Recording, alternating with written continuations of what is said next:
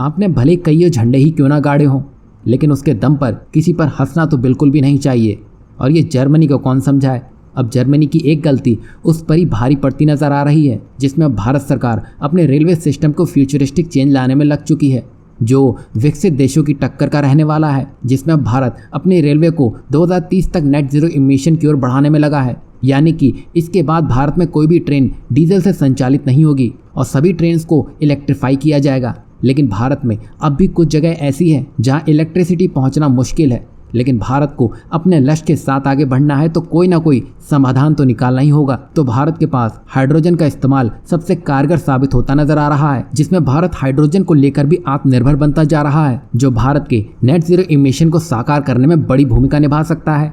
और अभी की बात की जाए तो जर्मनी एक ऐसा देश है जो हाइड्रोजन ट्रेन दौड़ाने में लगा है। वहीं हाल ही में चीन ने भी अपनी हाइड्रोजन ट्रेन को पटरी पर दौड़ा दिया है और अब भारत भी हाइड्रोजन ट्रेन को लेकर बड़ी हुंकार भर चुका है। और 2030 के आखिरी तक या 2024 के शुरुआती महीनों में भारत में पहली हाइड्रोजन ट्रेन के ट्रायल शुरू कर दिए जाएंगे, जिसमें भारत के मेधा ग्रुप ने डीजल पावर DEMU को hydrogen fuel power train set में बदलने का काम किया है, जिसकी लागत 70 करोड़ के आसपास आई है। और देश की पहली हाइड्रोजन से चलने वाली ट्रेन जिनसे सोनीपत के बीच संचालित की जाएगी। यहाँ आप देख सकते हैं भारत ने दुनिया की तरफ देखा ही नहीं है, साथ ही साथ उसमें अमल लाना भी शुरू कर दिया है और भारत हाइड्रोजन ट्रेन दौड़ाकर दुनिया का तीसरा ऐसा देश बन जाएगा जो चीन और जर्मनी दोनों के लिए ही बड़ी चुनौती बनकर सामने आएगा। साथ ही साथ इससे भारत अरब देशों के पेट में भी बड़ी लात मारता नजर आएगा। वहीं दूसरी बड़ी खबर भारत के मेक इन इंडिया मिशन से जुड़ी हुई है, जिसमें भारत जो भी डील करता है, भारत का फोकस हर बार ऐसा रहता है कि भारत कुछ ना कुछ उस डील के हिस्से के रूप में देश में ही मैन्युफैक्चर करे,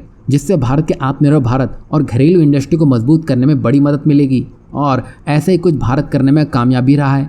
आपको याद होगा भारत ने अमेरिका से दुनिया के सबसे ताकतवर 31 MQ-9B ड्रोन की डील को फाइनलाइज कर चुका है, जिसमें ड्रोन निर्माता जनरल एटॉमिक्स भारतीय कंपनियों के साथ गठजोड़ करके इस ड्रोन के कुछ कंपोनेंट्स और पार्ट्स को देश में ही लोकली बनाएगी, जिसमें इलेक्ट्रॉनिक्स, सेंसर और एवियोनिक्स भारत में ही मैन्युफैक्चर किए जाएंगे।